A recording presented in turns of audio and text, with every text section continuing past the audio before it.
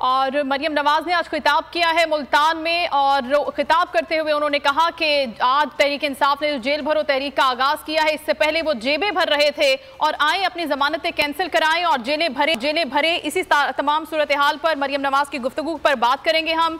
तहरीक इंसाफ की रहनुमा है मुसर्रत जमशेद चीमा। बहुत शुक्रिया मुसर्रत साहिबा आपके वक्त का। गुफ्तगू आपने सुनी या नहीं सुनी? उनका ये कहना था कि 4 साल से जेल भरो तहरीक चल रही थी पीटीआई की, अब जेल भरो तहरीक शुरू कर दी गई है। जो हमें रुला रहे थे आज वो खुद रो रहे हैं। क्या कहेंगी सारी सूरत हाल पर आप? बिस्मिल्लाहिर्रहमानिर्रहीम। बहुत शुक्रिया।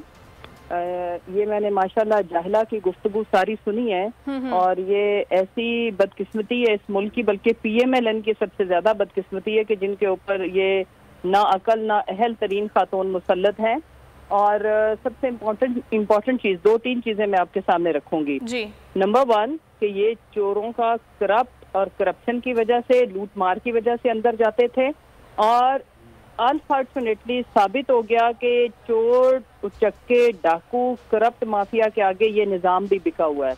जो सहूलतें इस महारानी को और इन चोर महाराजों को मुयस्सर थी, देखें फवाद चौधरी अंदर एक स्टेटमेंट देने के ऊपर गए, आजम सवाती एक ट्वीट करने के ऊपर गए, डॉक्टर शहबाज गिल एक स्टेटमेंट देने के ऊपर गए, और जो सलूक उनके साथ हुआ, जमीन पे बिठाया, नारवा तशद्दुद, बेपनाह तशद्दुद, ह्यूमन राइट्स की वायलेशन, क्या स्टेटमेंट देने के ऊपर इन्होंने तो इस मुल्क को लूट लूट के बर्बाद किया। क्या इनके मुंह के ऊपर कपड़ा दिया जाता था? क्या इनको जमीन पे बिठाया जाता था?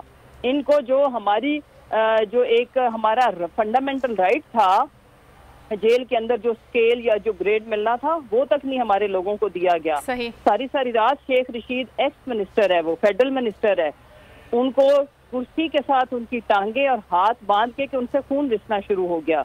ये वक्त याद रहेगा। और एक बात में, कोई नहीं रोया, मुस्कुराती हुई चेहरे उनके छुपाने के लिए उनके मुंह पे काला कपड़ा डाला गया।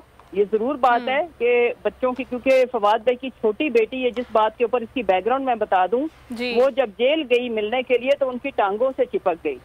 ठीक है, ये चीज है, हम एज ए पेरेंट कोई भी हो तो जज्बाती हो जाता है, क्योंकि बच्चियां बहुत छोटी थी, तो जाहिर है उन्होंने रोना शुरू कर दिया या बाबा की टांग के साथ चिपक गई। तो वो बैकग्राउंड में कुछ चीजें थी जो उन्होंने एक्सप्लेन नहीं की। दूसरी जो सबसे इम्पोर्टेंट चीज है ना, मैं इनको बताती चलूं कि ये जिस गरूर और तकब्बुर का शिकार है ना, इलेक्शन का दिन आने दो, लोग आपके लिए इंशाल्लाह इंतकाम का दिन वो बनाएंगे।